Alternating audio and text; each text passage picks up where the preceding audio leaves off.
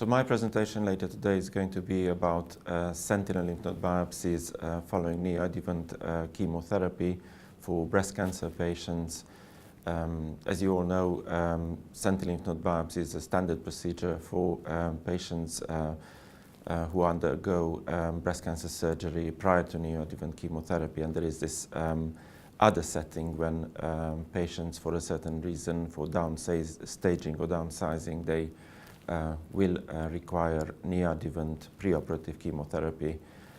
Sentinel lymph node biopsy can still be performed, and it has certain advantages, such as sparing the complications relating to axillary lymph node clearances. Complications with axillary lymph node clearances are quite high, 30–40%, such as lymphedema. With the sentinel lymph node biopsy, patients will have far less, around 6%.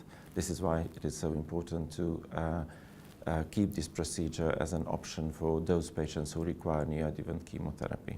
So the reason why this is a little bit of a more challenging area of cancer surgery is because it was supposed that patients who they have more advanced disease, perhaps with involved lymph nodes, and they receive a neoadjuvant chemotherapy, the sentinel lymph node biopsy performed after neoadjuvant chemotherapy might not be that reliable. And studies have shown that the method is efficient. It can be performed after neoadjuvant chemotherapy, even for patients who they previously been node positive.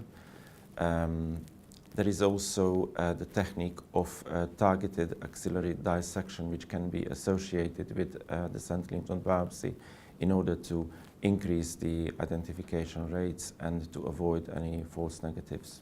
It is already, I would say, standard of care for those patients who are node negative prior to neoadjuvant chemotherapy, and they can have sentinel lymph node biopsy with a low false negative rate and high identification rate. For those patients who are positive before neoadjuvant chemotherapy and they become negative following neoadjuvant chemotherapy, the method can be safely performed. It is feasible.